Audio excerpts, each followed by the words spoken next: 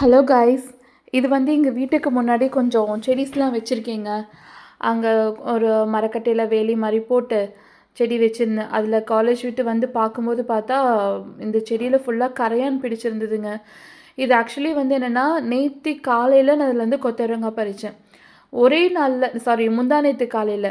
அப்போ 2 டேஸில் மழை பெஞ்சதுனால நான் எதுவும் கண்டுக்கல. இன்றைக்கி காலையிலேருந்து மழை இல்லை. இப்போ ஈவினிங் வந்து பார்த்தா எல்லாம் செடி வந்து இப்படி இது வாடி போய் கிடக்குது. அது பார்த்தா வந்து கரையான் பிடிச்சி போய் கிடந்துச்சு. அப்புறம் தான் என்ன பண்ணலான்னு சொல்லிட்டு கரையான் பவுடர், எறும்பு பவுடர் இருக்குல்ல, அது வாங்கிட்டு வந்து இப்போ நான் வந்து அந்த கரையான் ஃபுல்லாக வந்து போட்டிருக்கேன். இது கரையானுக்கு மட்டும் போடக்கூடாதுங்க. மேலே செடியோட டாப் வரைக்கும் நம்ம வந்து லைட்டாக ஸ்ப்ரே பண்ணி விடலாம். இது வந்து எனக்கு நிறையா கரையான் பிடிச்சிருக்கிறதுனால நான் வந்து அப்படியே பவுடர் கொட்டிட்டேன். இப்போ உங்கள் வீட்டில் இந்த மாதிரி எறும்புகள் ஏதாவது இருந்துச்சுன்னா, நீங்கள் ஒரு துணியில் வந்து பவுடர் போட்டு அதை வந்து நீங்கள் டஸ்டிங் மாதிரி போட்டு விடுங்க.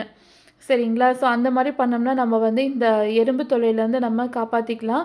இது வந்து நம்ம இதுக்கு மட்டும் பண்ணோம்னா, இங்கே இருக்க கரையான் எல்லாம் என்ன பண்ணுன்னா, பூச்சியெல்லாம், எறும்பெல்லாம் பக்கத்தில் இருக்க செடிங்களையும் போய் அஃபெக்ட் பண்ணும். ஸோ அதனால் என்னென்னா, பக்கத்தில் ரோஸு, அப்புறம் அது ஒரு கலராக இருக்குங்க. இன்னொரு பூ தெரியுதுங்களா ரெட் கலரில்? அது பேர் வந்து எனக்கு என்னன்னு தெரில. ஒரு அண்ணா கொடுத்தாங்கன்னு சொல்லி வச்சு அது ஃபுல்லாக பூவாக இருக்கும்.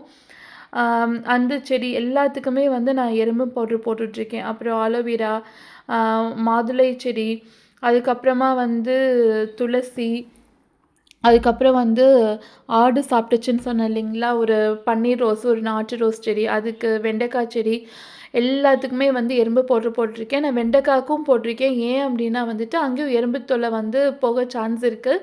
இப்போதைக்கு வந்து அது வந்து எனக்கு காய் எதுவும் பிடிக்கல.